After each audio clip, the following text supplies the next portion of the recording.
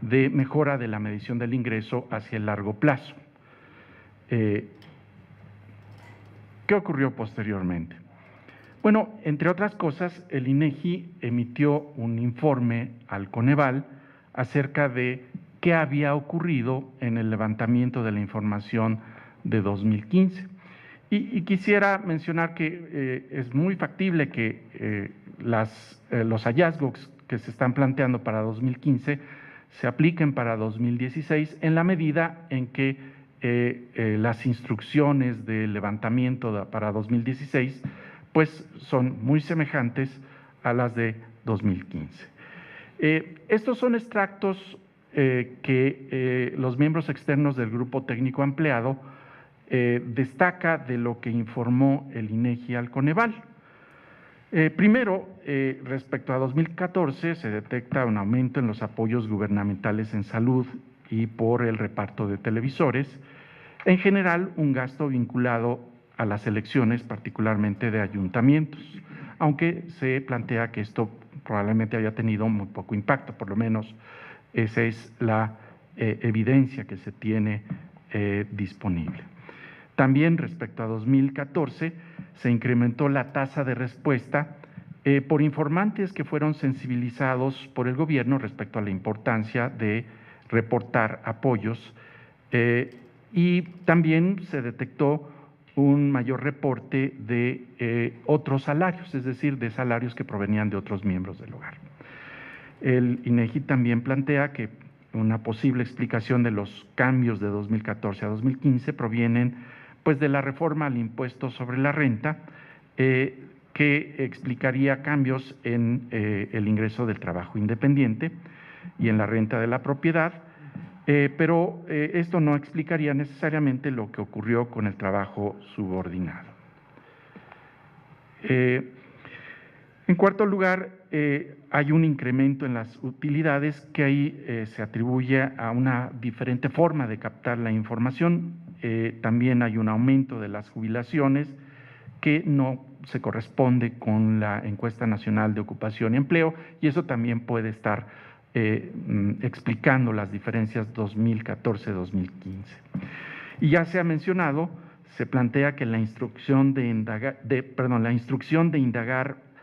más acerca de la subsistencia del hogar, pues tuvo un efecto y este efecto también puede haber tenido que ver con que esta instrucción no fue entendida homogéneamente por los entrevistadores. En sexto lugar, el porcentaje de informantes directos disminuyó de 2014 y 2015 para trabajadores subordinados, es decir, no era directamente el trabajador subordinado el que reportaba, pero para los independientes creció, lo que también pudo generar estas diferencias. El grupo técnico ampliado, los miembros externos del grupo técnico ampliado, para ser precisos, hicimos una evaluación de este documento y enfatizamos lo siguiente. Bueno, para los miembros externos del grupo técnico ampliado, el análisis del INEGI no nos parece que es concluyente, pero en una cuestión muy precisa. En otra puede ser concluyente, por ejemplo, si hay la identificación de factores que pudieron haber influido, y son múltiples factores los que influyeron en la diferencia 2014-2015. En donde creemos que no hay algo concluyente es en el peso relativo que cada uno de estos factores tiene, dado que no siempre era posible cuantificarlo y eso hacía que pues, la importancia de cada elemento pues, quedara, digamos, por determinarse. A partir de eso, la evaluación plantea que instar a los entrevistadores a ser más acuciosos en la captura del ingreso y de no haber sido más acuciosos, se les planteaba un posible regreso a campo. Esto pudo haber afectado su conducta y posiblemente la de los entrevistados. Hay un cambio en los incentivos del entrevistador. Si no cumple con esa mayor acuciosidad y tiene que regresar, bueno, pues desde un principio plantea esa mayor acuciosidad de una forma diferente a lo que ocurría en el pasado. Y en el caso de los entrevistados, pues si a ustedes les preguntan con más insistencia, pueden reaccionar de distinta forma. En segundo lugar, la sensibilización de los beneficiarios de los programas sociales a la importancia de reportar sus ingresos y los apoyos recibidos pudo haber afectado la comparabilidad de los datos, pero esto es algo que requiere ser investigado, no es un resultado definitivo, simplemente una línea de investigación a continuar. Los investigadores externos del GTA hicimos una serie de análisis complementarios más allá del propio diagnóstico que realizó el INEGI. Y quisiera destacar el análisis que hicieron aquí Delfino Vargas y su coautor para hacer un intento de recuperar la comparabilidad de la información a través de un modelo, y ya Delfino nos podrá platicar más adelante en qué consiste. Lo que de la investigación propia de los miembros externos del GTA se concluye es que, por un lado, creemos que el INEGI instrumentó cambios en el operativo de campo que pudieron afectar el comportamiento del encuestador y el entrevistado, y con ello se introdujeron sesgos desconocidos en la información que corresponde al módulo de condiciones socioeconómicas. Es decir, no sabemos en qué parte se obtuvo una mejor información o si se obtuvo una mejor información que tanto mejoró respecto a otras posibilidades. Eso es para nosotros desconocido. El resultado final pues es la no comparabilidad, y creemos que se requeriría hacer una especie de experimento de ver qué ocurriría si se preguntara de la misma forma que se preguntaba antes, comparado con una nueva forma de preguntar, e incluso hacer esto con los mismos entrevistados para ver con una forma, sin esa forma, antes y después. Esto es un experimento, pero a falta de este experimento, sí creemos que las estimaciones que se pueden realizar, que recuperan la consistencia, van en la dirección de aproximar la comparabilidad que se perdió. ¿Qué cambió en 2015 respecto a versiones anteriores? Lo repaso muy rápidamente. Hay prácticamente el mismo diseño, conceptual y estadístico de la ENIC, pero hay, por ejemplo, cambios en el operativo de campo en el sentido de adiciones al manual del entrevistador, ser más acucioso, aclarar información en caso de duda, realizar preguntas adicionales, advertir que se regresará a campo, esto es para los entrevistadores, para verificar veracidad y exactitud. Al buscar una mayor precisión en la recolección de datos, creemos que se pudo dar esta modificación en la conducta de los encuestadores y los encuestados. ¿Qué problema trataba de resolverse? Bueno, ya se ha planteado que hay problemas de subreporte, las personas no declaran lo que tienen de ingreso, pero también en ocasiones hay truncamiento o por lo menos valores cero que podrían recuperarse con una mayor insistencia. No repito más lo que ya mencioné, esto introduce algunos sesgos y para recuperar la comparabilidad se hicieron una serie de ejercicios que trataban de atacar justamente esos problemas. Nosotros planteamos que esto no se anticipó, no se consideraron en consecuencia necesarias consultas y estudios previos, ni tampoco, se preveía en absoluto la falta de comparabilidad que el propio INEGI declaró en su boletín de anuncio de las cifras en 2016. ¿Cuáles son las consecuencias?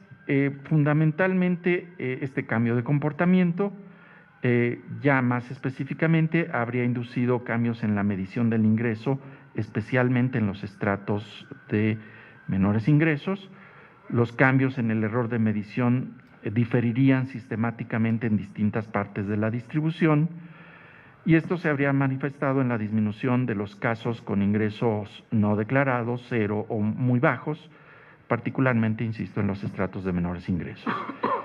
No se sabe cuál es el efecto atribuible al cambio en el levantamiento y el efecto que corresponde a factores externos. O sea, al mismo tiempo que hubo este cambio en algunas de las instrucciones o de esa acuciosidad, había factores externos, no sabemos el peso relativo de cada uno de ellos. ¿Cómo entender entonces estos cambios? Es decir, ¿cómo tratar de recuperar la comparabilidad? Bueno, el experimento sería clave, pero a falta de eso se puede plantear estas imputaciones, simulaciones o estimaciones de ingreso bajo supuestos específicos, aprovechando que la ENIGO, en este caso el módulo, tiene un parecido a otras encuestas, por ejemplo, la Encuesta Nacional de Ocupación y Empleo. Y aquí hago un paréntesis, me desvío muy brevemente de lo que se plantea por parte del grupo técnico. Si tuviéramos cero comparabilidad, es decir, no podemos considerar que hay comparaciones válidas en la información, y la misma comparabilidad que teníamos en el pasado de tomar directamente los resultados de la encuesta y hacer nuestras operaciones, entre esos dos extremos, lo que creo que se alcanzó es algo intermedio, que podríamos denominar consistencia, continuidad, recuperación de trayectoria de ingreso, y que pues nos resuelve el problema de la no comparabilidad, nos acerca a la comparabilidad, pero yo destacaría, no sabemos exactamente qué tanto nos acerca. ¿Por qué? Porque idealmente esto podría posiblemente determinarse con un experimento, el cual simplemente no está disponible, por lo menos en estos momentos. Se ensayan una serie de modelos estadísticos. En el lenguaje original en que se examinó esto se denominaban sintéticos, y hay una serie de opciones entre las cuales se puede decidir. Yo no me atrevería, y el grupo técnico no se atrevió a decir cuál es el mejor, pero sí podemos documentar que hay una gran variabilidad de los resultados de uno a otro, dentro de ciertos márgenes. Por ejemplo, aquí ustedes tienen una tabla en donde se reporta cómo lucirían los ingresos corrientes trimestrales con distintos sintéticos de ingreso laboral, de gasto, de modelo lineal. No me entro en estos detalles de qué consiste, son simplemente formas alternativas de ajustar la información, y esto tiene consecuencias sobre la pobreza. Puede haber una pobreza o una diferente dependiendo del modelo que se escoja. Hay razones por las cuales se terminó escogiendo uno de estos modelos e incluso reelaborando uno de estos modelos basado en el ingreso laboral. Aquí simplemente apunto que hay varias alternativas. Finalmente, las conclusiones que tenemos es que, pues sí, las modificaciones que realizó el INEGI para nosotros son equivalentes, no son en sentido estricto un cambio metodológico, pero son prácticamente equivalentes a un cambio metodológico, tomando la palabra metodología en un sentido laxo de procedimientos en términos generales. La hipótesis principal que planteamos es que el cambio en el operativo afectó el comportamiento del entrevistador y el entrevistado, y bueno, hay una línea de investigación que es esta sensibilización de los beneficiarios de los programas sociales que pueden tener tal vez un efecto. Y aquí abro otro paréntesis, esto es en 2015, estamos pensando que en 2016 hubo, digamos, un instrumento que pudo haber sensibilizado a los beneficiarios, que fue la cartilla social, es decir, un informe detallado de cómo se desglosan los apoyos por distintos programas sociales, que valdría la pena investigar el posible efecto que tendrían sobre la información reportada. Y ya para concluir, pues para conocer los errores hay que pensar en algún experimento en el futuro, pero no hay que descartar, no son de ninguna forma despreciables, al contrario, tienen un valor muy importante los ejercicios de aproximación de la comparabilidad a través de modelos estadísticos, reconociendo que lo que nos dan son no resultados, me refiero a reporte de una persona de su condición de ingresos, sino estimaciones, y estimaciones con un propósito muy específico que es para calcular la pobreza. Y dadas las limitaciones de la información, pues creemos que es importante que pues se considere que a la fecha no existe la manera de cuantificar qué tanto resolvimos el problema o se resolvió el problema de comparabilidad, pero ciertamente no estamos en la situación del pasado. Y por último, hay lecciones para el futuro. En particular, se ha planteado al INEGI que haya una mayor consulta de sus cambios en procedimientos, reforzar los canales de comunicación cuando haya cambios que puedan afectar la información, aunque pues a priori es difícil saberlo, y construir esta agenda para medir el ingreso en el futuro, que yo creo que debe de absorber cada vez más los esfuerzos y dejar un poco, sí, con las debidas atenciones, lo que ha ocurrido en el pasado. Y un último elemento que en estos momentos está planteado como interrogante a los miembros externos del GTAE es cuáles son los márgenes de error de la medición de la pobreza, intervalos de confianza, al utilizar estimaciones de modelos estadísticos en vez de los resultados directos de la encuesta de ingresos y gastos de los hogares. Esto es algo que es simplemente, digamos, poner el tema en la mesa del grupo técnico, sin que hasta el momento haya habido alguna reunión, avance, ni mucho menos pronunciamiento de estos miembros externos hasta el momento. Muchas gracias.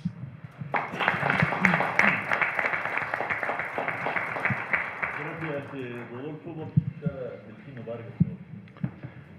muchas gracias, Rodolfo y Alfredo y el representante del Coneval por darnos esta visión.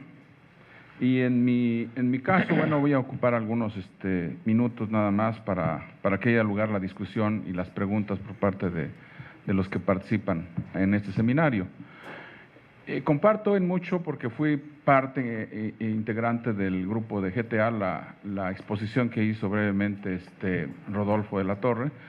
En este grupo yo creo que aprendí bastante en cuanto a la interacción de los que participamos ahí y en cuanto también la interacción con las instituciones oficiales que representan a nuestro país en cuanto a medición, en cuanto a levantamiento de encuestas, como es el caso del INEGI y el Coneval, y otros investigadores que participamos en ese proceso. Lo interesante de todo este ejercicio fue el haber cuestionado en alguna parte nosotros mismos cómo poder llegar y a entender qué fue lo que sucedió. Rodolfo ha dado una descripción de cómo ocurrió todas estas discusiones al interior, y después ya con las exposiciones que hoy tenemos en cuanto a cómo se busca resolver este problema de la comparabilidad, pues yo en lo particular hice también un ejercicio como parte del grupo y como participación del programa donde participo en el PUED. Hicimos el que habla y otro colaborador, Servando Valdés, en el PUED. Hicimos un ejercicio también en cómo entender, es decir, si los modelos sintéticos o estadísticos propuestos, como ustedes observaron, hubo bastantes propuestas al interior por parte del INEGI. Quisimos también ensayar una forma alternativa de poder aproximarnos y entender qué fue lo que pasó.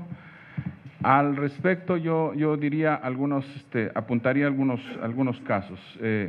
Si pasamos a la siguiente, por favor. ¿O dónde está el...? El control. Alguien se quedó con el control. Canda.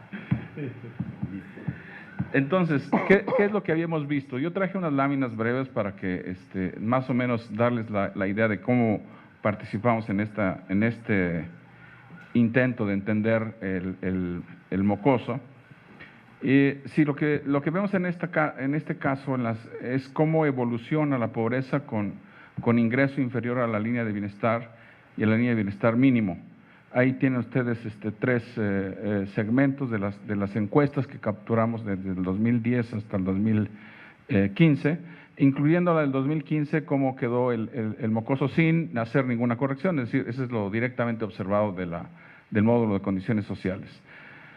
Esto fue lo que generó ideas de qué es lo que podríamos hacer y contribuir para poder establecer la llamada comparabilidad, porque ese fue nuestro objetivo, la idea de cómo poder recuperar esa comparabilidad, ya que los cambios porcentuales en los deciles de ingresos de los promedios de los hogares, más o menos en el 2010-2012, comparados con los cambios 2012-2014, eran pues más o menos homogéneos, ¿no? Los cambios porcentuales no brincaban mucho. Lo que sí obviamente nos dimos cuenta inmediatamente que los deciles inferiores tenían, digamos, los mayores cambios bruscos en el ingreso, justamente por lo que han expuesto aquí mis anteriores colaboradores que están en la mesa, y que decidimos hacer un ejercicio en el cual nosotros pudiéramos hacer algún cambio. En la última columna fueron ya los cambios que hicimos después de hacer nuestro ejercicio de imputaciones, porque nosotros, ahorita explico por qué lo hicimos y la manera como lo hicimos. Pero ya en la última columna mostramos cómo fue este ejercicio de imputaciones y qué fue lo que encontró al poder reestimar el ingreso, sobre todo dedicándonos a enfocar a los ingresos inferiores, que es donde suponemos, porque todo modelo parte de supuestos. Entonces, este modelo que estamos proponiendo parte del supuesto que los mayores cambios observados en el ingreso fueron en los deciles inferiores. Y decidimos escudriñar si los cambios del 1 al decil 6 eran los más interesantes por estimar. Nuestro modelo de imputaciones entonces consideró eliminar de la base de datos los deciles inferiores. Hicimos el ejercicio primero eliminando del 1 al 4, luego eliminando del 1 al 5, luego eliminando del 1 al 6 para el 2015, pero a su vez para poder rehacer la estimación pegamos la base del 2014. Es decir, considerando lo que la información de la base del 2014, cómo es que se podría hacer la simulación y estimar lo que el 2015 en esos deciles podría decirnos. El ejercicio fue elaborado mediante procesos de simulación y llegamos a la conclusión de que quizás los mejores ejercicios que pudimos haber obtenido fueron los de la estimación de los deciles 1 al 6. Es decir, se borran esos deciles, se vuelven a reestimar en el ingreso, suponiendo que justamente en los ingresos inferiores es donde posiblemente hubo cierta distorsión.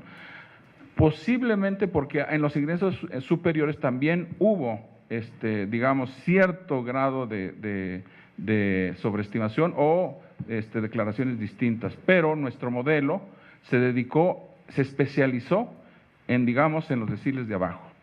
Entonces, los predictores que metimos en el modelo, todos se referían, digamos, a pobreza. Es decir, hubo 35 predictores que todos se enfocaban a predecir qué pasaba allá abajo, no qué pasaba arriba. Porque los problemas de las encuestas, dicho sea de paso, son múltiples. Los problemas, ya los mencionó partes de ellos Alfredo Bustos. Los problemas de las encuestas son muchos. Problemas, por ejemplo, tenemos problemas de no respuesta en algunos estados. Tenemos problemas de valores faltantes, es decir, la gente simplemente no reporta y se acabó. Tenemos problemas de ceros estructurales, es decir, ceros que sí son ceros. Tenemos problemas de reporte, reporte por abajo, o se llama subreporte, problemas de subreporte en las encuestas. Esto no es específico de México, es problema de las encuestas en general. Y también tenemos problemas de datos truncados, es decir, no todos participan en las encuestas porque los de arriba no están incluidos en las encuestas por diferentes razones, las que gusten. Y entonces en las encuestas pues resultan que tienen todos estos problemas y han sido ampliamente estudiados por Miguel del Castillo, por Bustos y Leiva, por Hernández Lao, por un trabajo que hicimos con el Cortés y el que habla, y bueno, y otros, también está Ifigenia Martínez, se me escapan otros autores igual. Pero más o menos todos estos autores han encontrado ese tipo de problemas en las encuestas, han ofrecido algunas soluciones y ahora con la oportunidad de las encuestas, de la información del SAT y registros administrativos, quizás podamos mejorar todo esto en las encuestas. Volviendo a nuestro tema. El tema está en que una vez que pues supusimos que los problemas fundamentales de la captura que estamos atacando en este trabajo fueron en los deciles de abajo, del 1 al 6, entonces hicimos estos escenarios. Vean ustedes ahí entonces son los ingresos promedio ya estimados en rojo por el modelo. Entonces encontramos que sí, el decil 1 está estimando pues 2,300 pesos, el decil 2 3,000 y así se van las estimaciones en los siguientes deciles.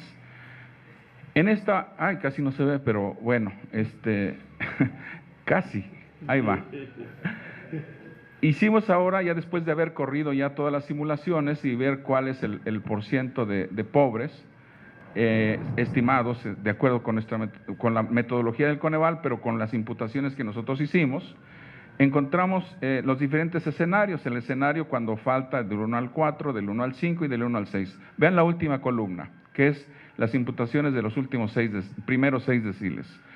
Nuestra aproximación para la pobreza en general es a nivel nacional de 42.4%. Y la de pobreza extrema llega a, ahí no alcanza a ver, pero es 8.4, ¿verdad? Sí, recuerdo ese número, 8.4, y los Gini se mantienen altos igual, creo que es .492 o algo así. Entonces, lo que estamos aproximando es más o menos lo que hubiéramos observado de haber recuperado con el método de imputaciones. Creo que algunos de estos ejercicios los podemos extender también para la ENIC 16, que acaban de salir ahora, y volverlos a repetir, sería interesante, y ver a qué llegamos con estos mismos escenarios que hemos construido y ver si podemos recuperar de la misma manera. Como lo hemos mencionado antes, no es el método, ¿verdad? Yo creo que ninguno de estos es el método. Como todo modelo, estas son aproximaciones a lo que pudo haber estimado. Y ni siquiera, pues las encuestas pues son un medio, ¿verdad? Pero son nada más una forma de poder aproximarnos a lo que pudimos haber observado en la realidad. Otra cosa que salió a resolver en el caso del GTA, al interno del GTA, es que lo que yo observé, en mi opinión, creo que hubo una mejor recepción, porque yo no había visto antes que el INEGI se hubiera abierto a hacer un acercamiento con los académicos. Creo que todavía no está concluido, pero al menos en organizaciones civiles como Oxfam y otras organizaciones pudieron estar interactuando al interior, y eso da oportunidad que en el futuro el trabajo que hace una institución como el INEGI y el Coneval puedan reforzarse de una forma positiva y pueda haber una retroalimentación, que es prácticamente la lección que yo aprendí en este trance de ver qué es lo que estaba sucediendo al interior. Y bueno, no me queda más que agradecer ese trabajo pues fuerte, lo que ustedes observaron en todos los ejercicios que se hicieron. Y bueno, estamos a la expectativa todavía, porque no podemos decir, bueno, ya aplaudimos, ya acabamos, ya triunfamos. Yo creo que no. El triunfo mayor va a ser la discusión, que ustedes también como sociedad civil y como académicos también puedan contribuir a esta pues discusión y este interés por la medición. Yo no tengo más que agregar. Gracias.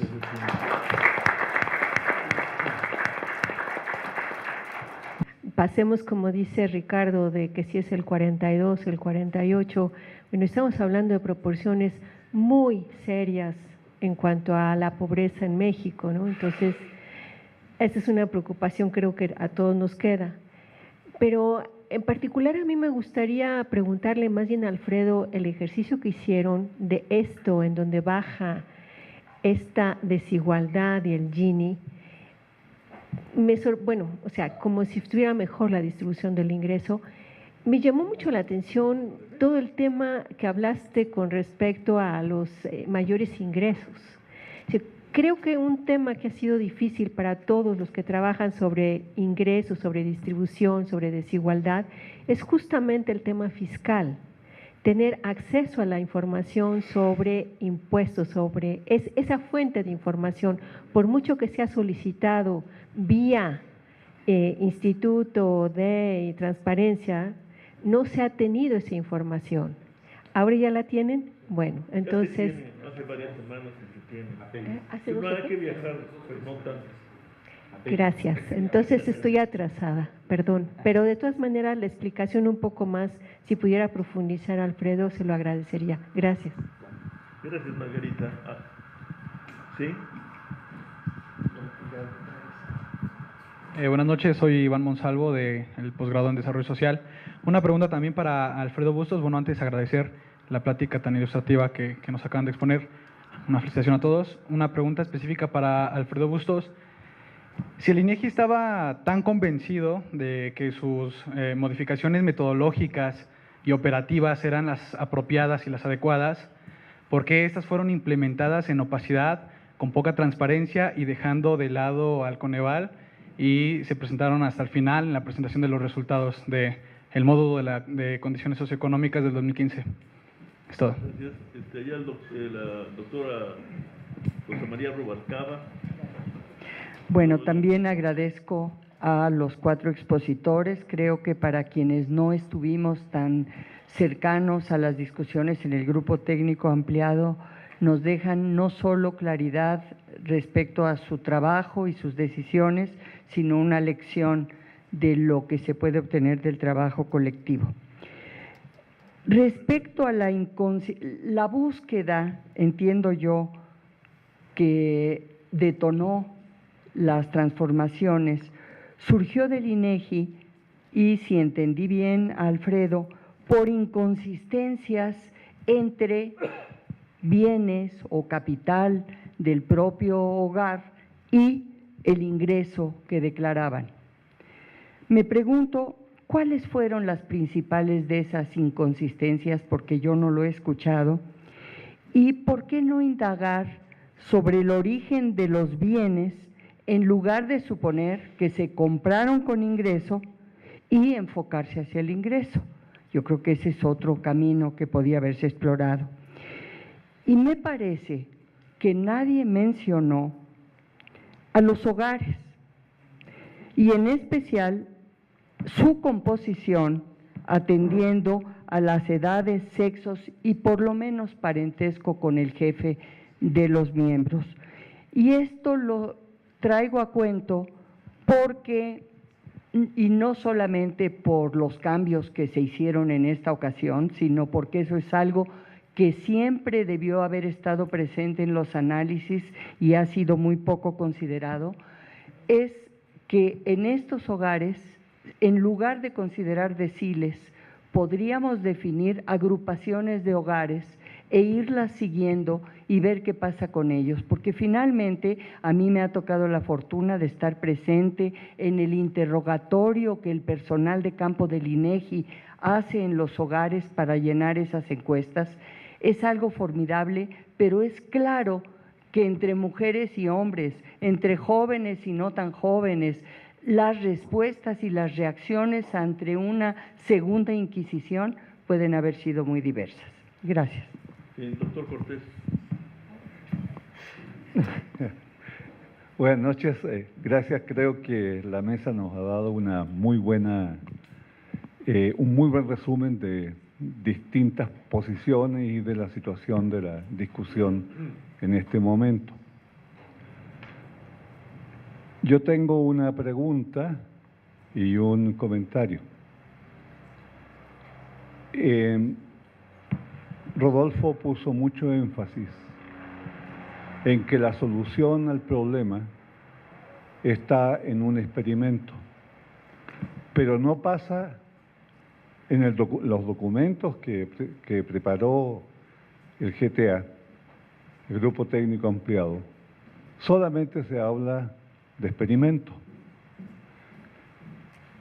Se señala que son una serie de fuentes las que estarían provocando los sesgos y que el experimento serviría para identificarlas y cuantificarlas. Y a mí me pareció percibir que tú más bien estabas planteando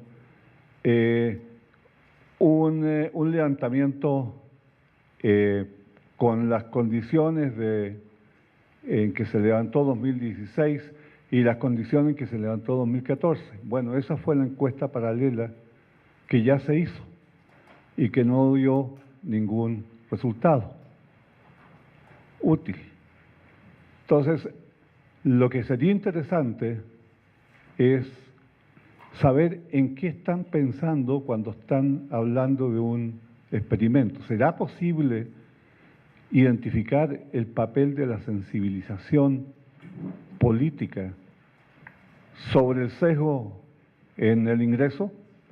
¿Será posible saber cuál es el efecto que tiene una elección para presidente municipal en las declaraciones de ingreso de los encuestados? ¿Será posible hacerlo con un experimento? O sea, yo tengo dudas, y tengo dudas porque no tengo claridad respecto a qué experimento están pensando. A lo mejor es un experimentazo que puede hacer todas estas cosas y muchas más, ¿no? Pero con mis limitaciones no me lo imagino.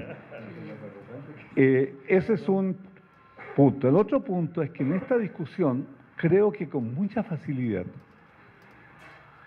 se pasa de la precisión en la medición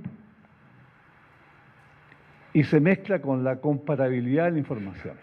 A ver, voy a tratar de explicarme. Teníamos un levantamiento de ingreso que, al decir de los nuevos levantamientos, mirando hacia atrás, que tenía una serie de deficiencias. Y eso era el trabajo que viene haciendo INEGI desde